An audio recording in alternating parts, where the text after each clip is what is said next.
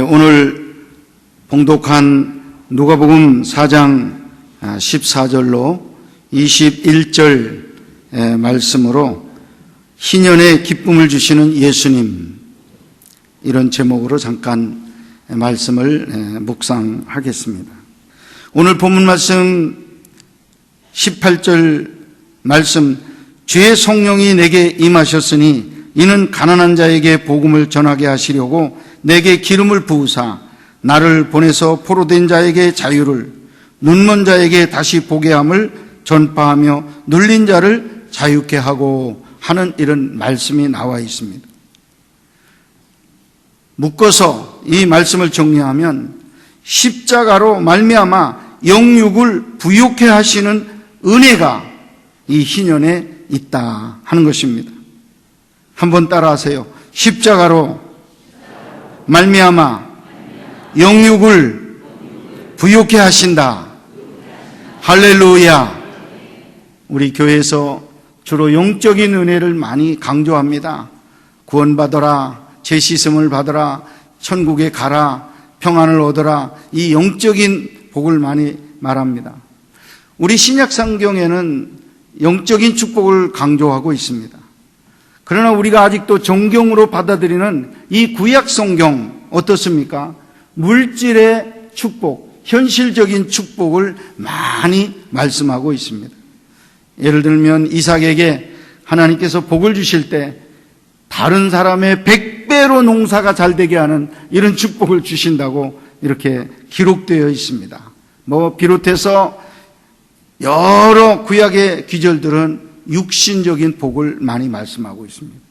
합치면 하나님이 지어놓으신 우리 육체와 하나님이 넣어주신 영혼이 다 잘 되도록 하나님께서 영육의 은혜를 더해 주시는 줄 믿습니다. 하나님 한쪽만 사랑하고 한쪽만 잘 되게 하시는 제한적인 그런 분이 아니셔요. 인간을 통째로 만드신, 영과 육을 만드신 그분으로 우리의 모든 부분을 다 잘 되게 하시는 그런 계획을 가지고 계신 것입니다. 주님이 오신 목적을 가난한 자에게 복음을 전하게 하시려고 오셨다, 이렇게 선언하고 있습니다. 본래 하나님께서는 아담과 하와를 만드시고 에덴 동산에 살도록 하셨습니다. 그곳에는 하나님의 임재와 하나님과의 아름다운 교제가 있었습니다. 풍요로운 환경과 과실들이 있었습니다. 사람들은 하나님으로부터 오는 무한한 자원을 공급받아 풍성하게 살고 있었습니다. 그런데 인류의 조상인 아담과 하와가 하나님으로부터 등을 돌리게 되었습니다. 하나님의 말씀을 거역하고 불순종하게 된 것입니다. 하나님의 말씀을 순종하며 살던 때는 부족함이 없게 하나님께서 채우셨어요. 모든 과일로, 모든 생수로 얼마든지 자유롭게 먹고 마시고 풍성하게 살도록 해주셨는데, 사탄이 그 동산에 찾아와서 하나밖에 없는 계명, 다른 과일은 마음대로 먹되 동산 중앙에 있는 선악과 나무 열매는 먹지 말라 하는 이 조건 하나밖에 없는 그 조건을 어기도록 했어요. 내가 따먹으면 하나님같이 될 것이다, 이 말에 유혹이 되어서 선악과를 따먹는 이런 죄를 범하게 된 거예요. 하나님을 등지게 되었죠. 하나님 앞에 죄를 짓는 이 순간 그 아름다운 동산에서 쫓겨나는 거예요. 그래서 슬픔과 눈물이 가득한 이 세상으로 쫓겨나고 가시와 엉겅퀴가 가득한 이 땅에 와서 고난의 생활을 시작하게 되어졌다 하는 것입니다. 불순종한 결과 자신의 유한한 자원에 이제 빠져서 가난하게 된 것입니다. 마치 탕자가 아버지 집을 떠났을 때 결국은 자기 소유를 다 탕진하여 줄여 죽게 된 것처럼 우리 인간의 실존은 영적, 육적 가난이 찾아오게 된 것입니다. 가시덤불과 엉겅퀴를 내는 황폐한 환경을 대하게 된 것입니다. 여성들은 출산하고 양육하는 고생을 하게 되고 남성들은 평생 얼굴에 땀을 흘려야 식구들을 먹여 살릴 수 있는 그런 상황에 놓이게 되어진 것입니다. 범죄한 인간들이 그 삶을 보면 영적으로 참 가난했습니다. 영생이 없습니다. 평안이 없습니다. 인간을 위로해주고 격려해주고 소망과 비전을 주는 하나님의 말씀이 희귀해졌습니다. 들려오지를 않습니다. 천국이 없고 지옥으로 가는 인생이 되어버렸다는 것입니다. 육적으로는 어떻습니까? 육적으로도 너무너무 가난해져 버렸습니다. 물질적인 가난으로 생활이 어렵습니다. 늘 허덕거리며 겨우 한 달을 버텨냅니다. 부채로 시달립니다. 환경의 문이 닫혀서 소망이 안 보이는 것입니다. 우리 삶의 악순환과 벗어날 수 없는 저주들에 매여서 우리는 살아가게 되는 것입니다. 영이 가난하게 되고 육이 가난한 자리까지 이제 빠지게 된 것입니다. 그런데 우리 주님께서 이 땅에 내려와 주신 것입니다. 우리 삶에 개입하여 주신 것입니다. 그리고 십자가상에서 우리 인생에게 내려진 모든 저주들을 주님이 담당하신 것입니다. 주님이 대신 짊어지고 아사셀 양처럼 죽으러 가신 것입니다. 갈라디아서 3장 13절로 14절에 이렇게 기록되어 있습니다. 그리스도께서 우리를 위하여 저주를 받은 바 되사 율법의 저주에서 우리를 속량하셨으니 기록된 바 나무에 달린 자마다 저주 아래 있는 자라 하였습니다. 이는 그리스도 예수 안에서 아브라함의 복이 이방인에게 미치게 하고 또 우리로 하여금 믿음으로 말미암아 성령의 약속을 받게 하려 함이라. 아멘. 예수님께서 아담으로부터 내려온 원죄, 우리 속에 있는 원죄와 내가 태어나서 지금까지 지은 이 자범죄로 인해서 십자가에 매달려 고통받고 못 박히고 저주를 받아 내가 지옥에 갈 영혼인데 예수님께서 그 고통, 그 십자가, 그 저주를 대신해서 감당해 주심으로 그날 주님의 십자가 못 박혀 돌아가시는 그날로 우리에게 오는 저주가 끝나게 된 것입니다. 믿으시면 아멘 하세요. 우리에게 오는 죽음이 끝나게 되고 고통이 끝나게 되고 얽매임이 끝나게 되고 가난이 끝나게 되고 포로된 것이 끝나게 되고 우리로 하여금 이제는 얽매임 속에서 자유를 얻게 되는 역사가 십자가에서 주님이 저주받으시는 그 순간에 우리에게 임하는 귀한 역사가 일어나게 된 것이다 하는 것입니다. 저주에서 우리를 풀어주셨습니다. 아멘 하시기 바랍니다. 그러기에 우리 인생은 이제 닫힌 시스템 속에 있지 않습니다. 개방되어 있습니다. 열려져 있습니다. 길이 있습니다. 우리 부모님들이 가난하다고 나도 가난하게 살도록 되지 않습니다. 가난을 대물림하게 되어 있지 않습니다. 주님의 우리 인생의 축복의 문이 열어주신 것입니다. 아브라함의 복을 받도록 하셨다는 것입니다. 예수 그리스도를 진심으로 믿을 때 아브라함의 복, 즉 개인의 복을 받을 뿐 아니라 복의 통로, 복 덩어리가 되게 하신다는 것입니다. 가정이 복을 받고 가문이 복을 받고 민족과 열방이 복을 받는 역사가 일어나게 해 주신다 하는 것입니다. 믿으시면 아멘 하세요. 고린도후서 8장 9절에 이렇게 기록되어 있습니다. 우리 주 예수 그리스도의 은혜를 너희가 알거니와 부요하신 자로서 너희를 위하여 가난하게 되심은 그의 가난함을 인하여 너희로 부요케 하려 하심이라. 예수님은 하나님의 애아들이에요. 부유한 자입니다. 없는 것이 없는 세계에서 애아들로 계셨던 분이에요. 그분이 이 땅에 와서 처절하게 가난하게 된 것, 머리둘 곳 하나도 없어요. 집 한 채가 없어요. 그렇게 가난한 그런 자리에 들어가게 되신 것은 우리 운명적으로 가난하게 사는 우리들로 하여금 부욕해 하려 함이라. 주님은 그 일을 위해서 이 땅에 오신 줄로 믿습니다. 가난한 자로 하여금 부유하게 하기 위해서.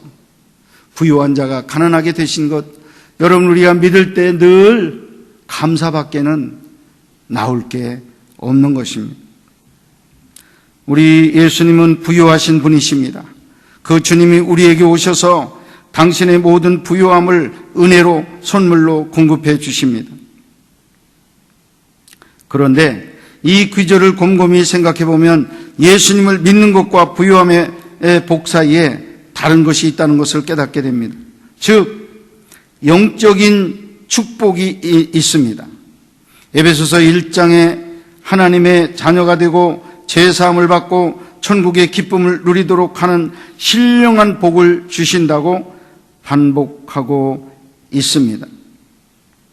이 영적인 은혜를 받으면 마음에 평안이 있고 담대해지고 지혜들이 생겨나게 됩니다. 삶의 질서가 있게 됩니다. 삶의 질서가 있게 되면 생활에 선순환의 역사가 있게 됩니다. 하나님의 말씀 따라 살게 되면 결국은 아름다운 인생의 열매들을 맺어 나가게 되는 것입니다. 쉽게 말하면 영적인 신령한 복과 물질의 축복을 어느 선에서 가를 수가 없어요. 하나님께서 영적인 은혜로 제사함을 주시고 마음의 평안함을 주시고 영생을 주시는데 그 질서 있는 삶을 통해서 우리가 사업을 하고 대인관계를 하고 우리가 어떤 이 세상 일을 할 때 잘 되게 돼 있다는 거예요. 성공하게 돼 있다는 거예요. 믿습니까? 믿는 자들 가운데서 성공자들이 많이 나오게 되는 거예요. 유명한 과학자들, 유명한 교수들, 믿는 성도들로서 그렇게 큰 은혜를 영육간에 받고 있다 하는 것입니다.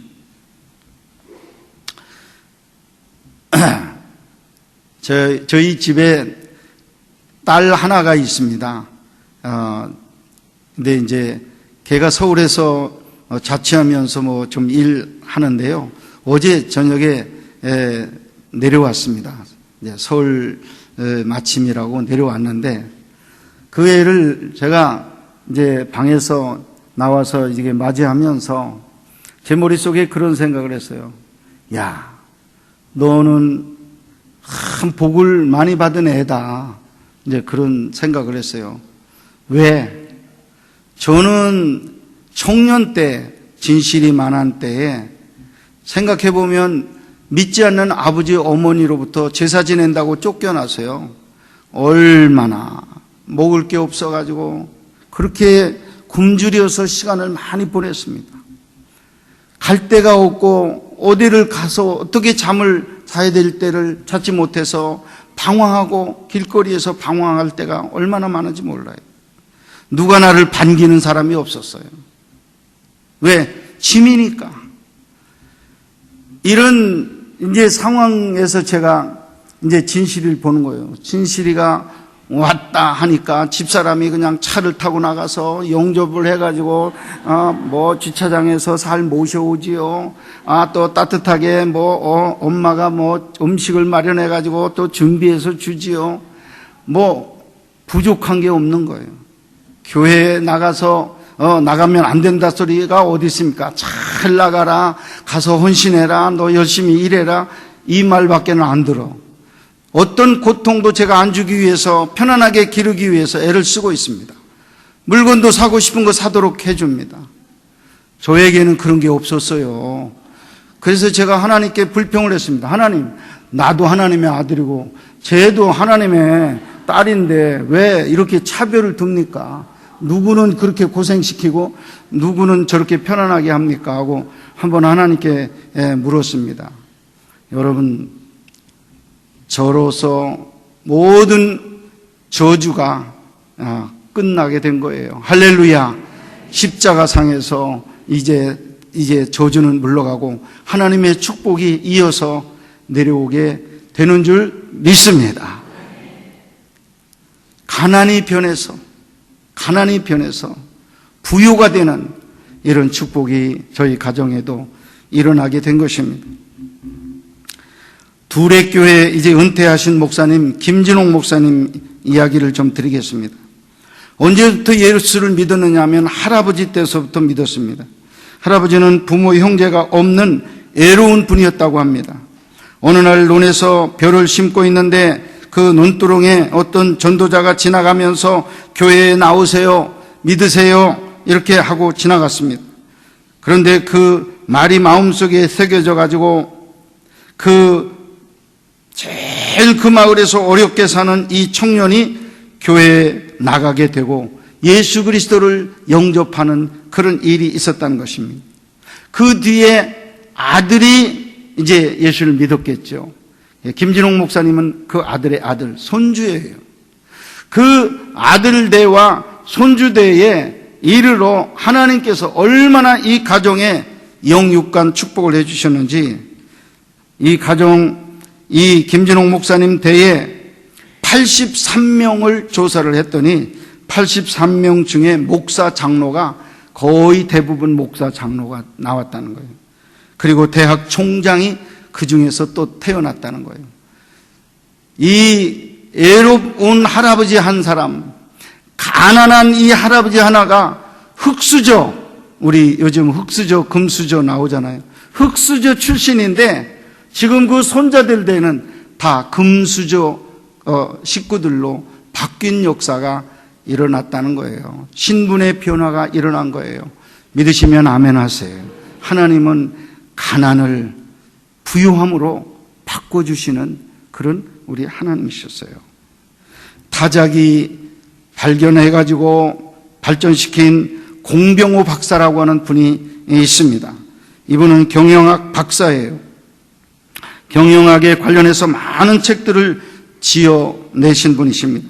이분이 2014년도 10월 11일 날 국민일보에 복받는 삶이라는 이런 칼럼을 하나 쓴 적이 있습니다. 공병호 소장의 장모님 이야기서부터 시작이 되는데 그 장모는 평생 동안 이교도, 우리 기독교가 아닌 종교의 길을 열심히 달렸던 분이라고 합니다. 그렇지만 그분은 끊고 맺는 것이 분명한 분이었습니다. 어려운 환경 속에서 현명하게 살아내신 지혜로운 분이셨다고 합니다. 그런데 이분이 임종 직전에 딸 불러놓고 임종을 하는 자리에서 유언을 하게 됩니다. 유언을 하는데 이런 말을 하더래요. 지나고 보니까 그래도 예수 믿는 사람들이 잘 살더라. 그러니 너희들도 예수 믿으면서 살아라. 이게 어머니가 딸에게 준 마지막 유언의 말이었대요. 뭔지는 몰라. 근데 예수 믿는 사람과 안 믿는 사람하고 자기가 늘 보면서 살아왔는데 예수 믿는 사람들이 더 잘 살더라는 거예요. 예수 안 믿는 사람들이 다 어렵게 살아간다. 이거 하나를 발견한 거예요. 그리고는 자녀들에게 예수를 믿고 살으라고 그렇게 말씀을 하게 된 것입니다. 주변에 친인척이나 친구들이 걸어온 삶을 유심히 관찰하고 그 관찰 결과 딸에게 그런 의미 있는 이야기를 한 것 같습니다. 그러면서 무속의 영향이 압도적인 남도의 작은 소도시에서 태어나 50대에 접어들어 예수를 제대로 믿는 길을 선택하게 된 것이 하나님의 은혜라고 고백을 하게 되었다는 것입니다. 사람은 배움의 끈이 길수록, 나이를 먹을수록, 그리고 큰 고난을 비껴갈수록 믿음의 길로 들어서기가 어려운 거예요. 청소년 때 전도를 하면 그래도 잘 받아들이는데 50대, 60대 전도 잘 안 먹혀요. 참 안 먹히는 거예요. 그래서 우리 교회가 주일학교에 힘을 더해야 됩니다. 그래야 우리 교회 다음 세대가 든든하게 될 줄로 믿습니다. 신명기 28장 축복의 장이죠. 1절 2절에 이렇게 기록되어 있습니다. 내가 내 하나님 여호와의 말씀을 삼가 듣고 내가 오늘 내게 명령하는 그의 모든 명령을 지켜 행하면 내 하나님 여호와께서 너를 세계 모든 민족 위에 뛰어나게 하실 것이라. 내가 내 하나님 여호와의 말씀을 청종하면 이 모든 복이 내게 임하며 내게 이르리니. 아멘 하세요. 우리 하나님 말씀입니다. 너희가 나를 믿고 내 말에 순종하면 세계 모든 나라에서 내 이름이 뛰어나게 높여준다 그랬어요. 출세를 하게 한다, 성공하게 한다는 뜻이에요. 성읍에서도 복을 받고 들에서도 복을 받는다 말씀하셨어요. 들어오면서 복을 받고 나가면서 복을 받는다 그랬습니다. 여러분, 하나님 믿는 자, 하나님 말씀에 순종하는 자에게 이런 약속이 되어 있다는 사실을 여러분 알고 깨닫고 그 말씀을 붙잡고 하나님 앞에 기도하세요. 하나님, 저 주님 말씀 순종합니다. 저에게 하나님 약속한 대로 해주셔야 됩니다. 주님은 어떤 약속이든지 그 약속을 아는 자, 믿는 자에게 그 약속을 이루어 주셔요. 잊어버리고 살고 구하지도 않는데 하나님께서는 안 주시는 거예요. 여러분, 약속이 있음을 알고 그 약속을 붙잡으세요. 붙잡고 기도하시면 주님 응답해 주실 줄 믿습니다. 시편 91편 14절에 보면 하나님이 이르시되 그가 나를 사랑한즉 내가 그를 건지리라. 그가 내 이름을 안즉 내가 그를 높이리라. 이렇게 말씀하고 있습니다. 시편의 주옥 같은 말씀들을 묵상할 때 예수님을 사랑하는 자나 예수님이 사랑하는 자가 어찌 복을 받지 않을 수 있을까 거듭 확인하게 된다는 것입니다. 여러분, 애초에 우리 하나님이 우리를 사랑해요. 사랑을 받은 저희들이 예수 그리스도를 믿게 됐고 이제는 우리가 하나님을 사랑하는 자가 됐어요.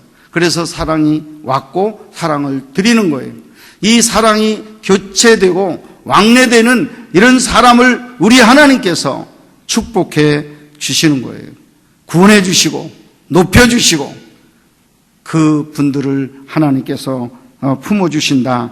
이 말씀 믿으시기를 바랍니다. 요한 3서 1장 2절에 사랑하는 자여 내 영혼이 잘됨 같이 내가 범사에 잘되고 강건하기를 내가 간구하노라 말씀했습니다. 영혼이 잘됨 같이 범사가 잘됨, 육체적으로 하는 직업, 사업이 또 잘되고 몸도 강건하다게 이렇게 하나님께서 삼박자로 축복해 주셨습니다. 영만이 아닙니다. 육만이 아닙니다. 영과 육 모두를 축복하시는 주님이십니다. 결론의 말씀을 드리겠습니다. 사랑하는 성도 여러분, 예수님을 바르게 믿고 말씀대로 행함으로 영육 간의 부요함의 축복이 여러분들에게 함께 하시기를 간절히 축원합니다.